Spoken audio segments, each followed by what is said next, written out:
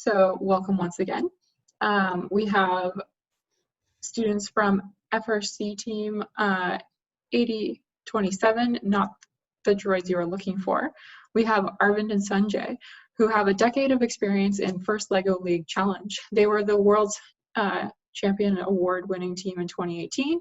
Prior to that, they also won the Coaches Award in 2017 and the first place programming award at the 2016 World Festival. In addition, they are the founders and authors of the lessons on EV3lessons.com, primelessons.org, and FOLtutorials.com.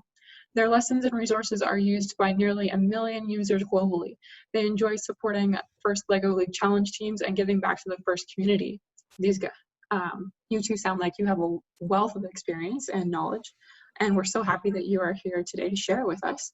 So please get started. Thanks for the introduction. Again, my name's Arvind. And my name is Sanjay. And we're going to be talking about how to build and program a reliable robot.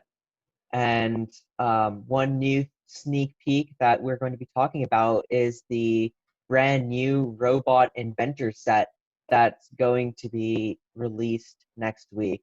Sanjay, could you go to the last slide?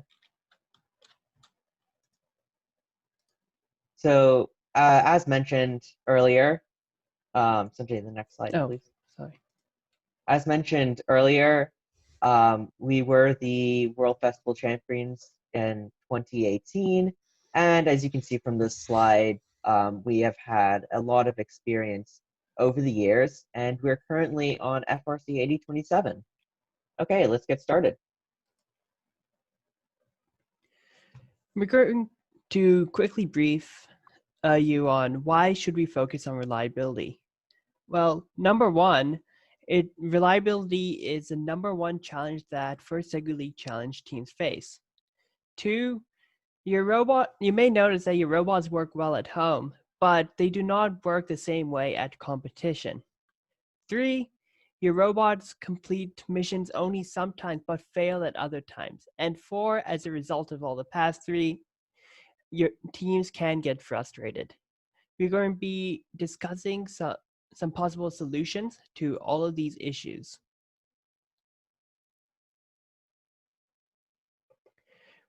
We're going to begin this session with building for reliability. After that, we will cover programming for reliability, but let's start with the building side. The bottom line is that you should build a robot that is sturdy, easy to repair, and easy to code. The best robot you can build is also one that you understand, not one that you take off the internet. Because if you understand it, you know how to repair it, and you know how to program it.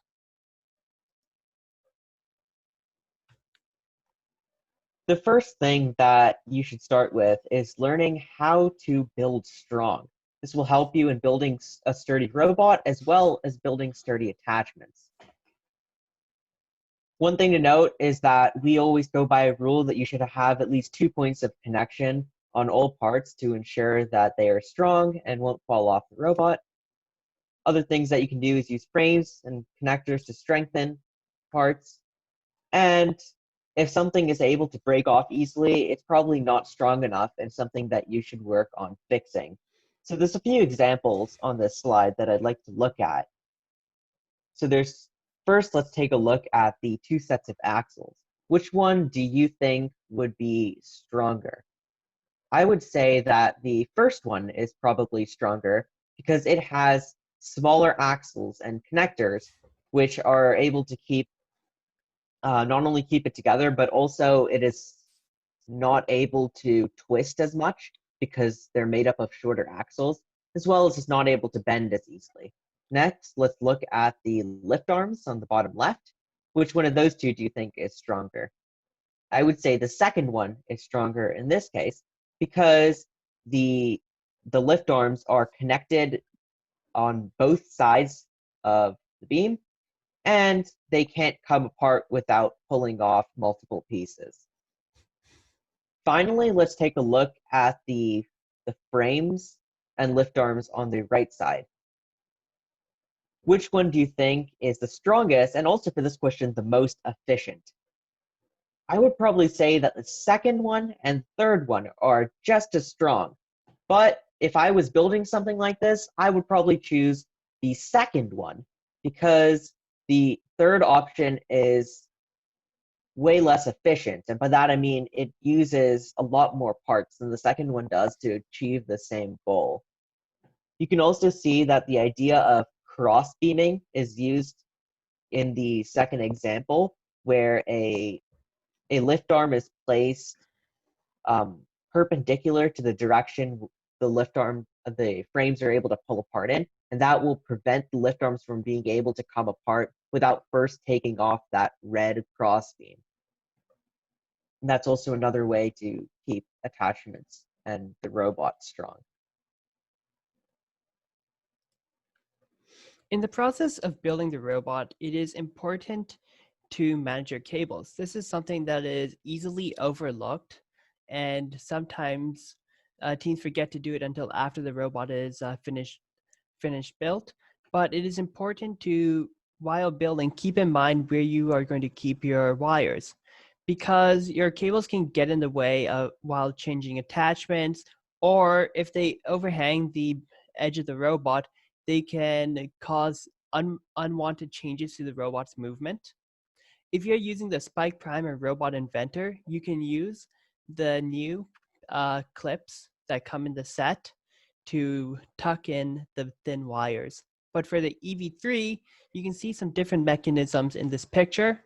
For example, this mechanism, it ties a EV3 wire between two lift arms.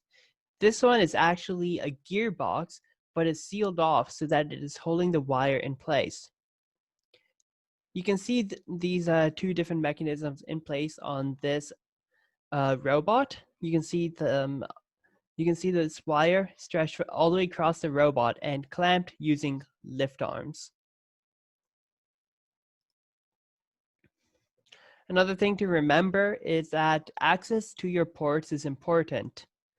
One, at the competition, you do not have access to your robot via Bluetooth because that is not allowed, or Wi-Fi for that matter either, also. So you have to remember to leave your USB port open.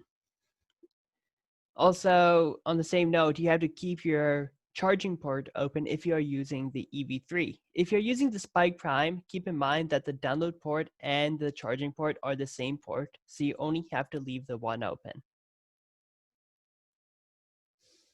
Next, let's take a look at good features of a robot that will help it navigate reliably. The first thing is that outer walls on robots help keep the wheels in place and can be used to ride along walls and align on walls.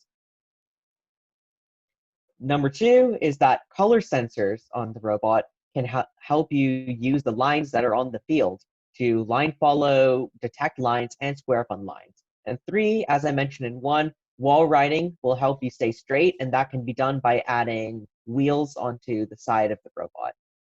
Now, let's take a look at some example robots to take a look at how some of these features between different robots are similar in different designs.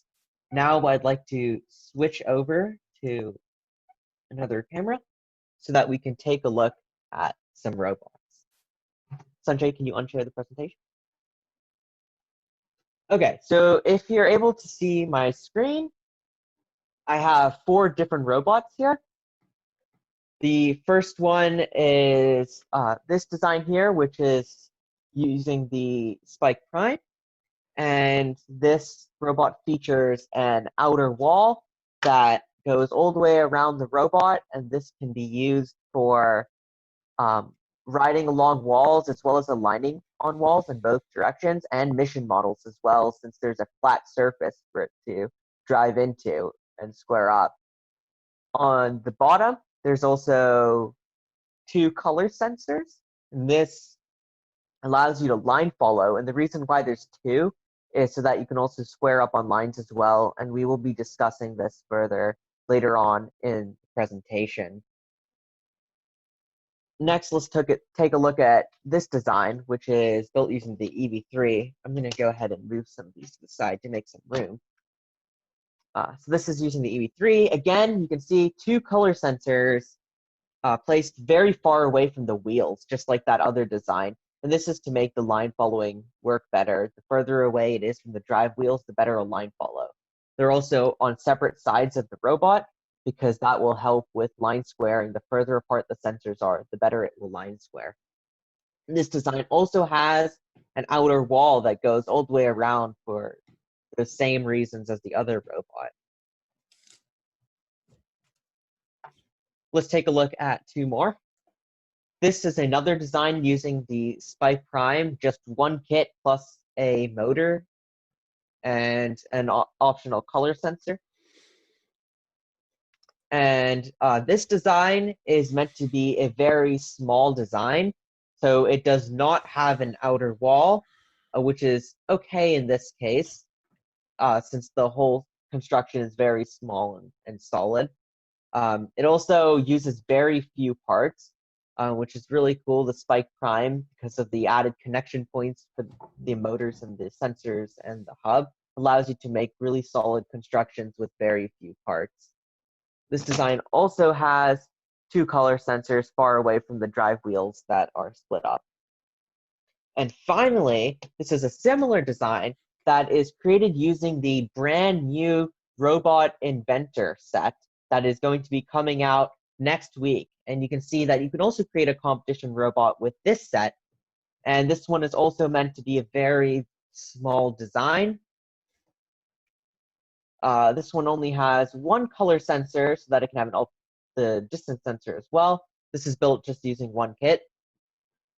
And again, it is far away from the drive wheels so that it can follow well. So with that, I hope you get an idea of how some of these features can be used on different robots to help make it reliable. And these designs should be on every robot that you create. Before we move on and go back to the presentation, I would like to point out some attachments that we're going to be discussing shortly. Since I have this camera up, I'll just show it now. This is an attachment that fits right on top of this robot here, and comes on and off very easily to save time, since you only have 2.5 minutes to do the entire run. And this is an example for this robot as well. And a slightly different version for this robot. And we'll be talking about why these designs are good when we get back to the presentation. Okay? Thank you, Arvind. We'll get back to the presentation. Can you see my screen? Yes. Okay. We covered all the way up to 13. So now we are going to talk about some aspects to consider as you build your robot. The first aspect that you should consider is your height. If you make a really tall robot, your weight distribution will be off, and it will lead your robot to become imbalanced and jerk a lot, especially when you do moves that are fast. Another issue on the same note is your weight balance. Instead of from top to bottom, this time from left to right, this can cause swerving and curved moves when you do not want to move curved. So it's really important to keep your weight balance symmetric from top to bottom and left to right. The size and type of wheel also matters. If you choose a large wheel, your robot will move faster, but because it is larger, it is harder to control. Therefore, smaller wheels are more reliable, but larger wheels are faster. The type of wheel also is important.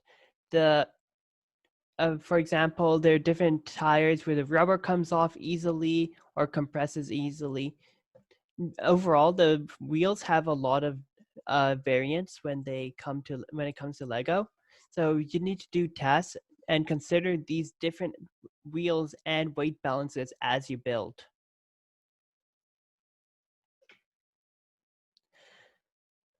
The next step is to test the robot once you've built it. We recommend keeping a table similar to the one on the left. You can actually find this worksheet on flltutorials.com on the link below. You should really spend a good amount of time testing your robot before you start programming your missions. You can test things such as, does the robot drive straight? Do the wheels slip? Can it line follow well? Can it align on walls? And if it is missing a feature that you are looking for or performs poorly doing, let's say, a turn, you should really modify the robot again and test again as you need. This is all part of the engineering design process.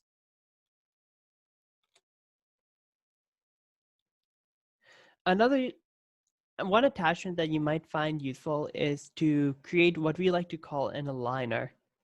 An aligner basically means you're trying to create an attachment that helps you align up to a mission model even if you're a little bit off. So the way this works is it has these curved beams, these curved lift arms at the edges. And if you were to move into a mission model, if your robot were a little off, like a few millimeters, probably up to a centimeter even, that error is actually acceptable in this attachment because of these curved pieces. It will line you up to the mission model quite nicely. We have actually used this a lot when we competed in First LEGO League. Another attachment is, this is actually very similar to the one Arvin just showed you. So the way this works is it meshes into the robot using these gears. But you may be wondering, why do you want to create an attachment like this? The answer is, you only have 2 minutes 30 seconds. So you need to create attachments that plug in very easily and are very quick.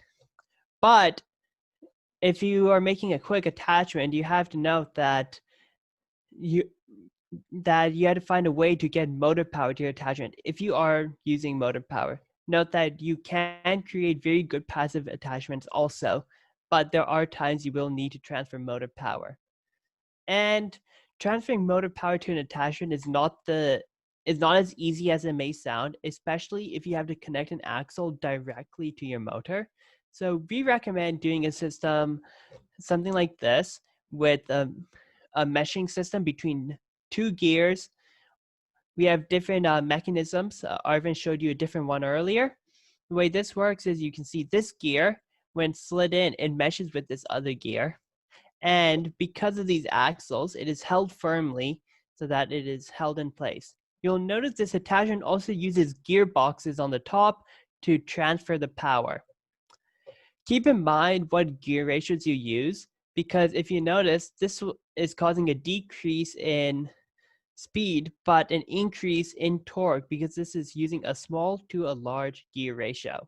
And when designing your attachments, keep in mind what gear ratio you use, because it does make a difference.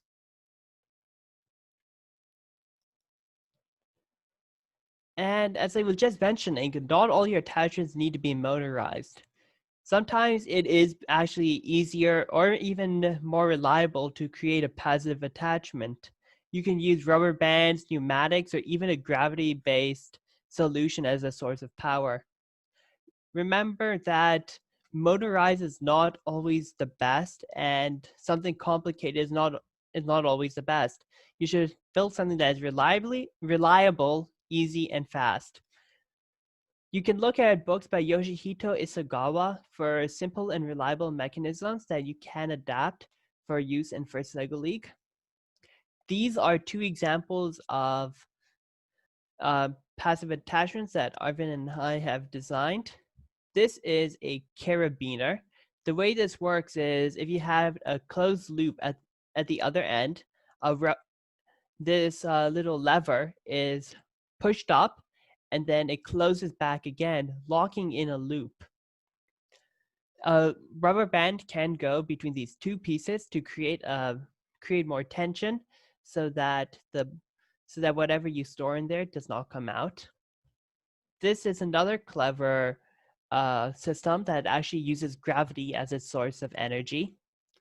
If you push this stick right here, this stick on the top actually drops down. This is actually also another useful attachment mechanism that you can try to adapt for use in First LEGO League. In general, you can often score more points with a simple robot that's reliable than a complicated one. If you keep things simple, it'll be much easier to make sure that it works reliably.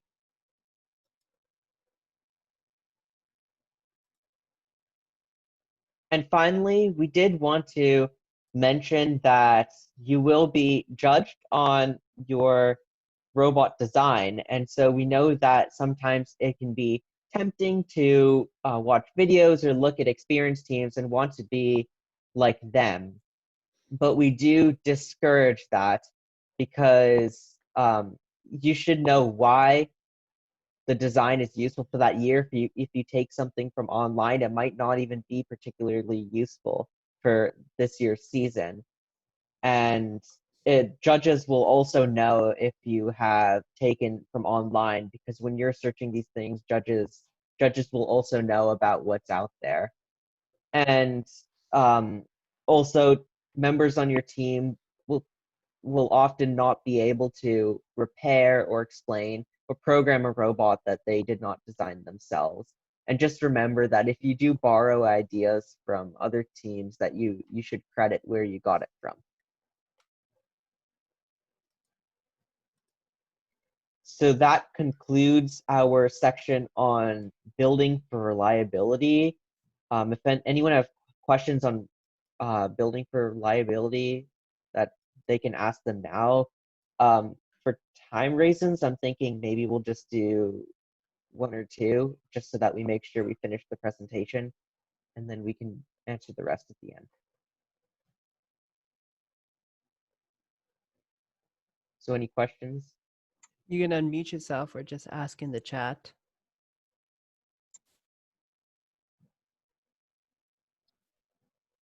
I had a quick one.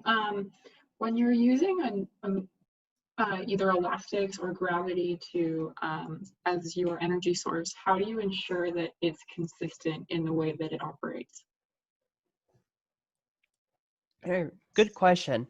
Let me go back to that slide quickly. Missed it. There it is. The best way with gravity is to ensure that it is smooth and there's no unknown source of friction that would prevent it from falling down. Rubber bands are generally pretty reliable, and there's not much that really impedes them in terms of friction. Or the only thing to watch out for is make sure the rubber bands don't fall off. Other than that, rubber bands and pneumatics also are pretty reliable. Oh, one thing to note about pneumatics is you have to keep your pneumatic wires in very tight. Otherwise, they tend to come loose and you lose pressure. And watch for leaks as well. Yeah. That could occur at joints, as well as if your tubes are broken as well. For the rubber bands, I'd also say that if you need something that's super elastic and you're constantly stretching it, they can lose their elasticity over time. I don't think we've had lots of problems with that before, but if you're really consistently stretching something a lot, then maybe you will need to replace that rubber band if needed during the season. Awesome. Those are excellent tips. We have a question from chat. How do we represent this reliability to our judges in a remote competition? That's a good question. I would talk about some of the features on the robot, just like I was describing, about like if you have an outer wall, or what techniques that you use to make sure that it stays reliable. Just some of the things that we were talking about, I think you'll still be able to represent even at a remote competition. Just They, talking about the techniques. Yeah. having data in a chart or something is also very useful, especially if it is quantitative. That can be very useful to a judge to determine how reliable your robot is. So you can build something similar to that chart we showed you. Compare your robot for reliability. Awesome. That is excellent insight. Yeah. I think we can head on to the second half of the presentation now. Yeah. Okay, now we are going to begin talking about programming for reliability.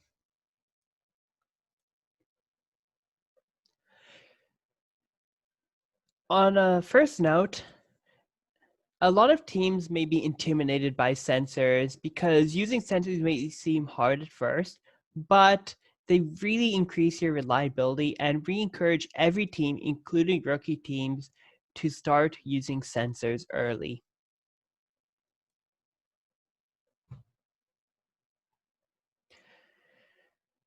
One of the big challenges with reliability is navigating to missions.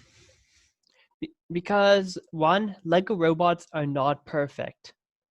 Therefore, one thing you can do is looking for lines. You'll notice these black lines all over the field, and these are actually great for line following because you can see they go across the field towards mission models. Those are one of the best lines that you can use for line following. The other thing is you can use aligning on line. What that means is if your robot is angled and it is approaching a line, you can then straighten yourself up on that black line using color sensors. You can also align yourself up using other techniques such as moving into mission models or walls. Note that those two just use your motors and do not require sensors. And also, we recommend you use the gyro sensor because that will really help you make your turns more reliable and more accurate. And you should use these techniques throughout all of your code for all of your missions. The first thing we're going to be talking about is how to reliably find lines. Now you notice the field has a lot of colors, and especially green and in this year's mat and different years there's going to be all sorts of different colors in the background images. And this can really throw off your robot when it's driving over and trying to look for black, because if it finds something that's black or what it thinks is black when driving over that surface, it's going to stop early if you're trying to stop when it finds the line. So one thing that we suggest to help with this is to move for a certain number of rotations or inches so that you know that the robot is somewhat close to the line before actually looking for the line. Another thing that you can do is, if the mat is primarily dark or green in reflected light mode actually reads pretty dark, one thing that you can do is look for white instead, because the black lines are outlined in white, and so you can choose based on what the background is like whether you need to look for white or black.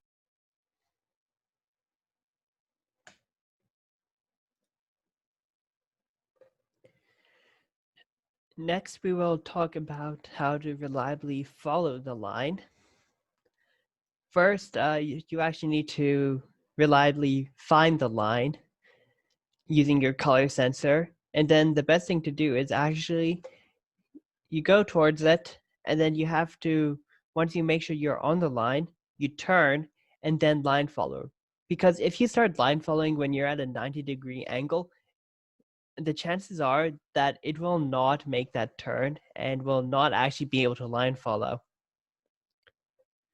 And remember that when you're line following, you should look for which lines are best to actually get to the mission model, because some lines, if you're trying to get to a mission model over here, it's probably doesn't make sense to follow this line, for example.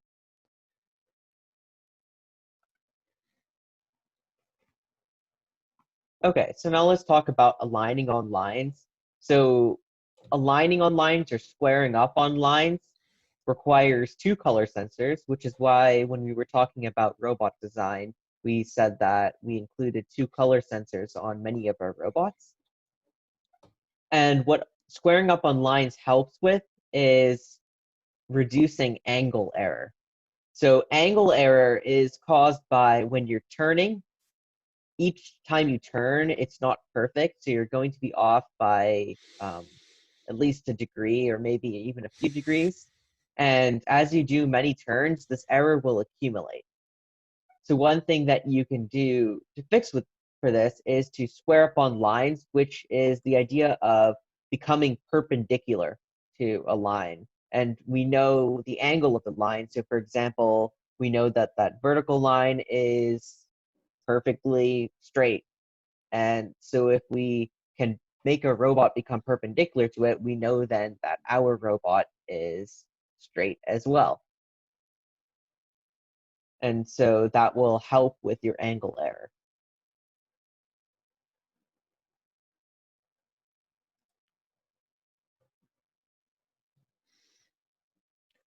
Uh, this method, reliably aligning on walls or fixed models, does not use an external sensor, but rather takes advantage of your motors. The way to align on a wall and make yourself straight, and actually for a mission model also, is to use the move for seconds mode of your move block. The reason you're having to use a move for seconds block is because if you were to use degrees of rotation and your robot hits the wall, depending on how your robot is made, the chances are that your robot wheels will stall, which means that your robot is going to keep trying and trying and trying unless you have stall detection to actually move into the wall, and it will actually never get past that block. Hence, we recommend that you use move seconds just for a few seconds, probably 1 or 2 seconds, to straighten yourself up on the wall. It's actually very simple. You just back up or move straight in and you become straight. Same sense for a mission model. You just keep in mind that you can only line up on sturdy mission models, such as this one. But if it were fragile or fall off easily from the mat, do not align on it. The next idea that we're going to talk about is wall following. So wall following, you have to have a flat surface on the sides of your robot, hence the outer wall that were on many of our robots, or you can have wheels. And wheels will help you roll more smoothly along the wall. And so what wall following does is it makes sure that your robot is straight and that as it's moving along the wall that you're staying perfectly straight, because it's going to ensure that you're parallel to the wall.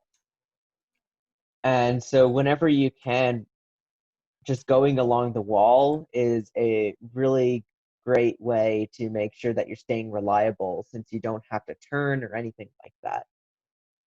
And another thing that you can do that we're going to be talking about is what happens if you need to go off of the wall. At some point, you'll need to turn off of the wall maybe to get to a mission model that's somewhere else in the board. And there's things that you need to consider when doing that, and it depends on the direction your robot is facing when you do this. So if we take a look at figure 1, when the robot tries to curve off of the wall, the back of the robot will actually hit the wall, so it won't be able to turn off the wall.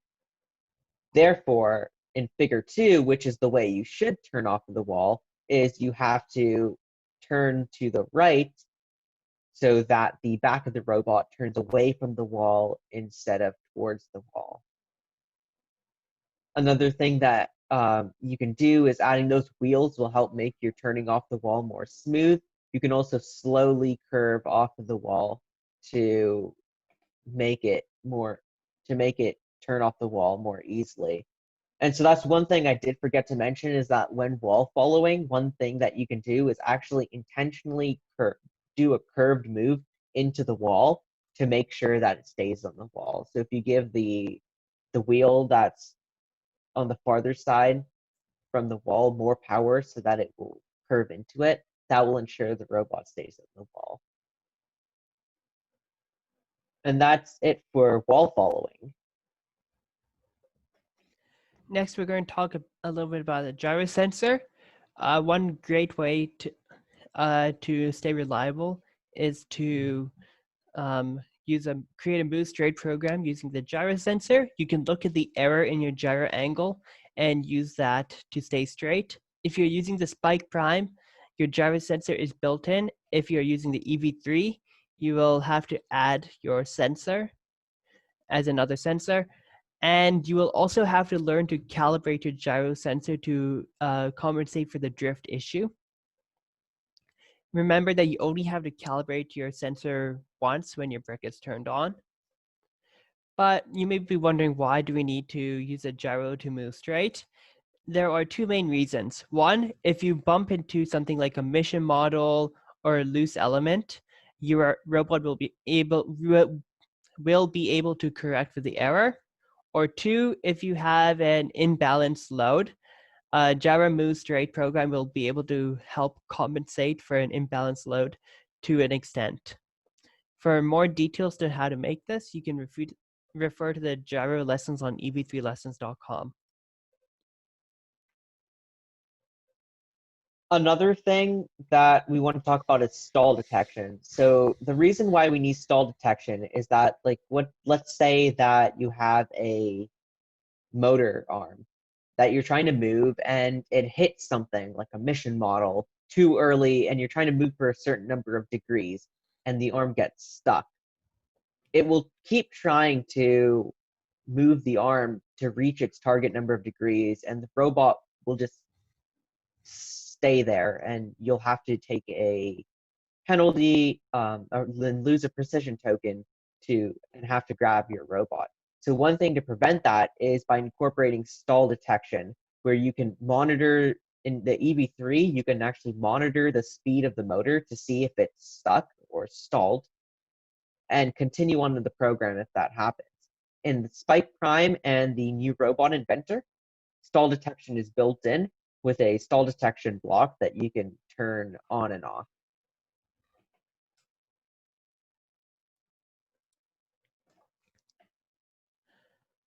Another important programming thing to consider is how you set your motors in launch.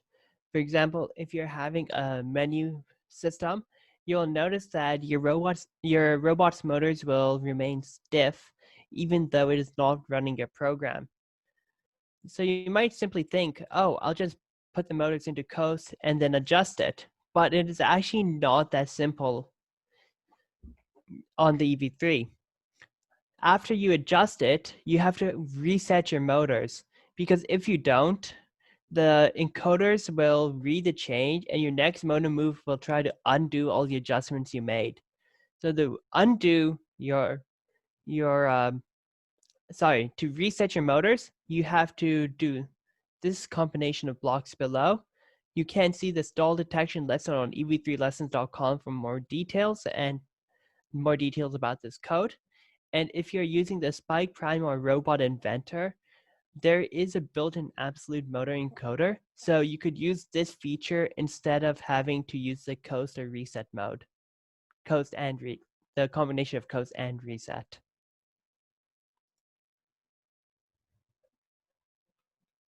One thing that we recommend is to test your robot often to make sure that it is reliable. So you can see this worksheet that we have on the right, where you can test and record if the mission failed or worked for each mission, and you can take a look at which missions are more reliable than others and if your robot is working reliably. Another thing that we'd like to note is that your competition table is not going to be the same as your table at home. And this is if we were doing it in person, actual competitions, which might be different based on different areas, as well as but trying out different tables if you can, if that's possible, or moving the mat, or moving the mission model slightly to create some variation that could occur at competition are good ways to make sure that it's reliable in different scenarios.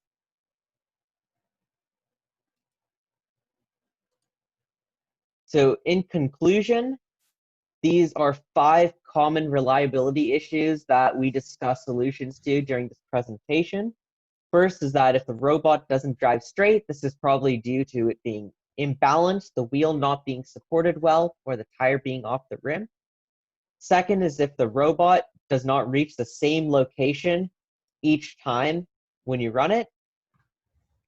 Things you can do to fix this are to start in the same point in launch area, align on walls and mission models, move into lines, line follow, and use aligners.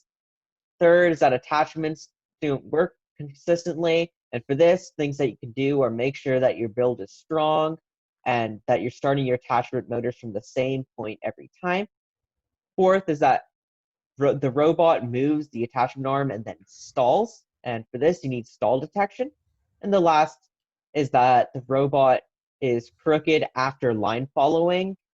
I'm not sure if we mentioned this during the presentation, but after this, you can use other techniques such as squaring up on a line or onto a wall, or you can try using a smoother line follower. So some places where you can learn more are fltutorials.com. There's all the robots, starter robots, as well as the ones that we showed in this presentation are there with building instructions and lessons, as well as the worksheets that we were discussing, and more worksheets can all be found there. EV3lessons.com and primelessons.org have programming lessons for the EV3 and the Spike Prime. And as we mentioned, the books by Yoshihito Asagawa are great for learning building techniques and mechanisms. And finally, if you wish to contact us, you can go to our team website at www.droidsrobotics.org and email us at team@droidsrobotics.org. And we can answer any questions now. Wow, that was a great presentation, guys. Thank you. So we did have a question in the chat, which was in regards to line following, how do you follow a line without zigzagging?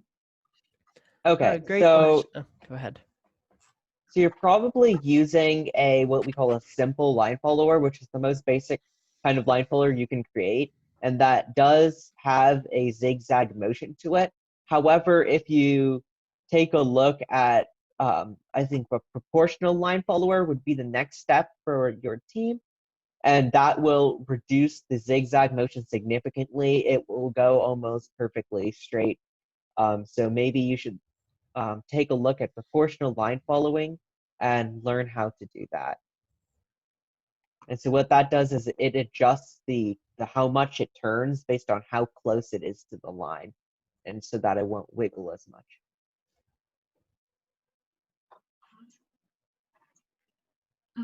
So yeah, I just want to invite everyone, if you have a question, you can ask it by going off mute and asking us now or posting in chat. But I won't give you too much longer because we are running up at the end of this session. So I noticed Adya said we always have trouble showing the progression of our attachment. So if you don't do an engineering journal, that might be something that you can look at. And we have worksheets that can go in your engineering journal on fltutorials.com.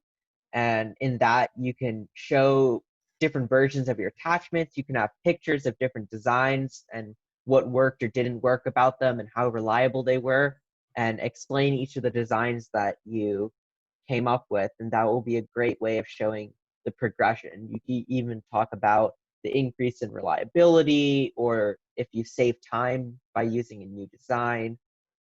And so those are some ideas of ways you can present that to judges. Yeah, I agree. I think that's all for questions. Awesome. Well, thank you, participants, and thank you so much, presenters. Arvind and Sanjay, that was a really, really great presentation. It's super informative, and this is going to be a great resource for everybody. So thank you so much for having us. Yeah, thanks for having us, and thanks for everyone that came to this presentation.